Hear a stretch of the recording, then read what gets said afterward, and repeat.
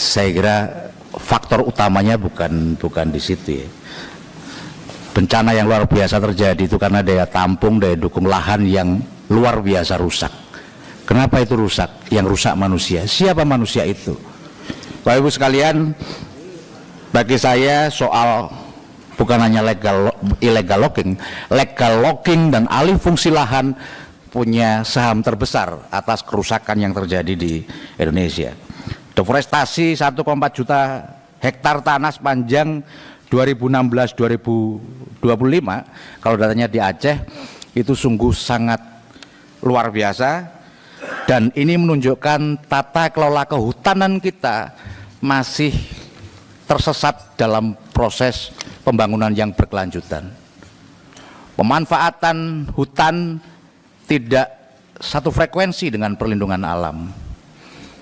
Saya tidak sedang berbicara antara dipisahkannya Kementerian Kehutanan dan Lingkungan Hidup, tapi fakta nyatanya bahwa deforestasi legal melalui perizinan berusaha dan pemanfaatan hutan sungguh sangat luar biasa.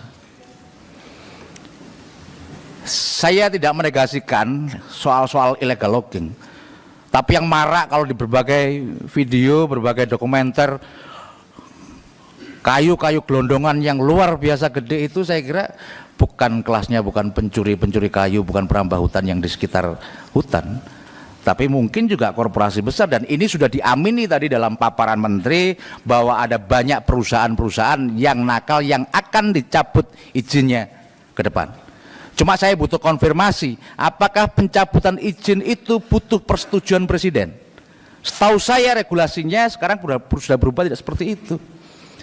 Saya tidak ingin niat presiden untuk melakukan rehabilitasi hutan dan lahan, niat presiden untuk menjaga alam ini, kemudian ketika perizinan itu tidak dicabut, ini akhirnya presiden face to face dengan rakyat. Saya kira ini nanti butuh klarifikasi, jangan sampai karena yang salah adalah Kementerian Kehutanan, kemudian presiden yang kena. Berbagai contoh itu, saya kira perusahaan-perusahaan yang konsensinya memiliki rekam jejak yang tidak baik juga masih mendapatkan izin. Oleh karena itu tadi saya berterima kasih kalau Menteri Kehutanan sudah akan melakukan moratorium penghentian proses izin dan akan melakukan evaluasi total. Mungkin ini arti dari taubat nasuha, mungkin ya. Dan saya berharap terhadap pelaku-pelaku pelanggaran yang sudah terbukti itu bisa ditindak tegas. Jadi tidak hanya di forum-forum semacam ini. Mohon maaf menyimpang sedikit tadi, misalkan komitmen soal satu data akan selesai pada bulan Desember atau November atau Desember atau Januari kalau tidak salah di pernyataannya. Saya agak sanksi, peraturan Menteri Kehutanan nomor 25 saja itu ditandatangani tanggal 25 November kemarin kalau nggak salah, tentang satu data kehutanan, iya kan? Ya, kira-kira stempelnya aja masih basah, gimana kami yakin satu bulan itu akan selesai. Jadi maksud saya adalah dalam forum-forum semacam ini pernyataan-pernyataan tidak perlu terlalu bombastis, tapi semuanya akan konkret, semua akan kita lakukan bersama-sama. Termasuk kemarin tuh viral misalkan Pak Dirjen Gakum, saya nggak tahu dipotong atau gimana, yang menegasikan itu kayu-kayu lapuk. Tapi bagi saya soal-soal ketegasan kepada para bukan hanya pelanggar, menurut saya ini kan kita itu selalu permisif terhadap hal-hal yang semacam itu, hanya dapat sanksi administratif. Kalau dinyatakan bersalah sebetulnya itu sudah kejahatan lingkungan luar biasa. Kalau di situ tadi hanya sekian kubik, benarkah tutupan lahan kita yang sudah ribuan hektar ini ketemu malingnya, buktinya hanya segitu saja. Kalau sudah ini masuk dalam kejahatan, kalau ini sudah bagian dari tindak pidana, saya kira bukti-buktinya sudah banyak. Pernahkah itu sampai ditarik semua alat-alat berat yang dipergunakan untuk melakukan tindak kejahatan? Saya baru tahu saja misalkan dalam raker sebelumnya diapakan sih kayu-kayu yang sudah hasil tangkapan barang bukti itu. Ini berikutnya kayak gini, kita lihat bencana masih terjadi. Saya belum mengkonfirmasi, tapi ada truk sudah bawa kayu-kayu gelondongan luar biasa. Jadi terhadap orang-orang yang melakukan tindak kejahatan kayaknya sama sekali tidak takut dengan aparat penegak hukum, sama sekali tidak takut dengan Dirjen Gakum, kementerian, tidak takut dengan negara. Ini harus evaluasi. Karena bisa jadi mereka tidak takut, selama ini melakukan pelanggaran toh hanya dicabut izinnya, toh hanya dianggap pelanggaran administrasi. Ini tidak tegas atau saya tidak tahu sedang ada apa permainan di balik itu. Kalau bicara soal kepastian, takut katanya ada perusahaan yang sudah melakukan pernyataan, oh enggak, kami semua legal. Ya kalau dari sisi normatifnya itu memang tidak melanggar. Setahu saya kalau bicara soal tujuan hukum itu, satu soal kepastian, yang kedua soal kemanfaatan, yang ketiga soal keadilan. Bagaimana ketika kepastian hukum berbenturan dengan keadilan? Bagaimana kepastian hukum berbenturan dengan kemanfaatan? Yang harus didahulukan menurut saya adalah kemanfaatannya. Kalau menurut Pak Yohan, Pak Yohan nggak ada. Dalam ilmu fikih ini berbeda.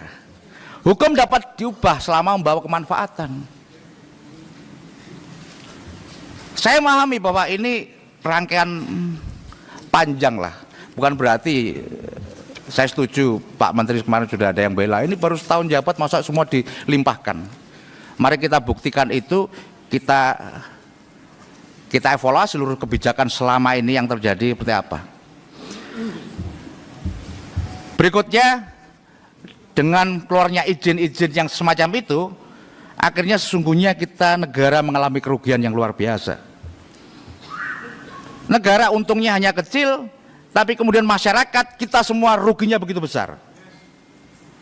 Akibat banjir longsor di Aceh saja itu menelan kerugian sebesar 10,69 triliun.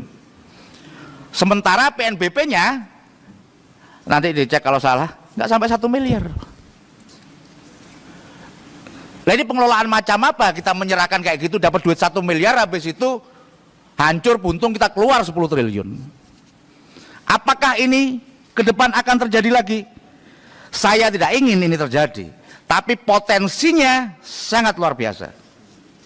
Kenapa? Karena tutupan-tutupan lahan, karena orang yang mendapatkan izin dan bisa melakukan deforestasi masih luar biasa. Oleh karena itu saya juga melakukan kritik, misalkan komitmen membenahi DAS ini, karena dari tahun ke tahun anggarannya menurun. Di ruang rapat kita dalam melakukan fungsi penganggaran kita setuju terhadap pengelolaan lingkungan yang berkelanjutan. Tapi ketika dibelajarkan saya melihatnya, ya ini tidak sebanding dengan persetujuan kita, dengan komitmen kita agar hutan ini kita jaga, apa yang kita miliki saat ini juga akan diwariskan kepada anak cucu kita. Dan terkait DAS ini, misalkan kalau di DAS Singkil yang tinggal berapa, 33% atau berapa, apakah mampu ini nanti ketika ada banjir kembali dengan curah hujan di atas 300 mili itu menahan tekanan dari air yang ada. Berikutnya soal fungsi pengawasan.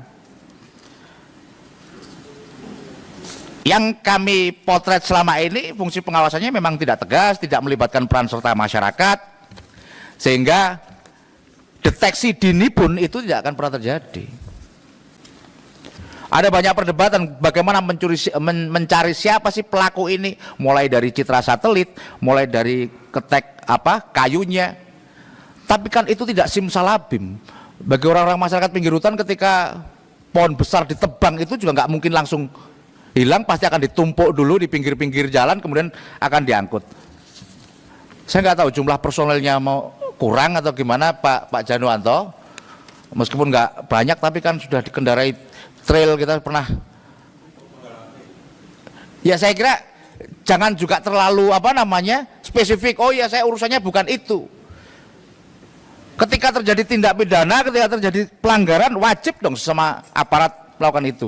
Tapi kalau jawabannya, oh itu beda, wah menurut saya jadi tidak masuk akal lagi. Sama dengan kami anggota DPR itu nggak boleh menolak aspirasi, karena janjinya 1 Oktober memperjuangkan aspirasi apapun, nggak ada kaitannya dengan Komisi 4 juga harus kita perjuangkan. Bukan maksud saya nggak boleh lagi, mohon maaf Pak Dirjen, kalau saya itu beda gitu ya. Jadi janganlah ke depan alasan-alasan kayak gitu dimunculkan lagi. Oleh karena itu di forum ini saya ingin menyampaikan, pertama, ke depan Kementerian Kehutanan perlu melakukan reformasi menyeluruh tata kelola perizinan hutannya. Yang kedua, prioritaskan kawasan konservasi dan hutan lindung. Berikutnya, melakukan integrasi kebijakan kehutanan dan pengurangan risiko bencana.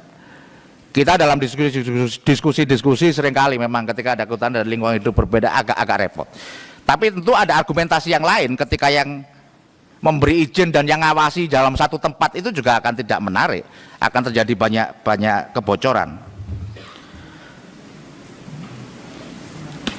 Dan yang terakhir, saya kira karena saya sendiri khawatir bencana-bencana seperti ini akan terjadi, dan saya kok melihat potensi itu ada, sehingga melakukan reformasi tata kelola kehutanan menjadi satu hal yang penting. Dan untuk mendorong itu, mohon izin pimpinan, kami mengusulkan ada pansus soal alih fungsi lahan. Ini kita gunakan agar semuanya terang benderang, agar semuanya tidak sekedar menjawabnya dengan taktis. Saya harap kementerian dalam pernyataan-pernyataannya bukan saja membawa atau bersifat empati, tapi juga yang harus hati-hati. Kemarin disampaikan, itu enggak mungkin karena pembalakan liar, yang mungkin hanya kayu lapuk, yang banyak terjadi pembalakan liar di wilayah Indonesia Timur. Tunjukkan ke kami, berarti lebih parah di Indonesia Timur. Jadi saya ingatkan terhadap sebuah kejahatan, kita tahu dan kita melakukan pembiaran, itu bisa saja nanti dianggap turut serta. Saya rasa itu saja. Sekali lagi, dari beberapa hal itu tadi, terakhir saya mengharap forum ini saya jadi kesimpulan juga untuk membentuk pansus alih fungsi lahan. Kurang lebihnya mohon maaf. Assalamualaikum warahmatullahi wabarakatuh. Baik, terima kasih Pak Soni. Selanjutnya Ibu Alin Mus.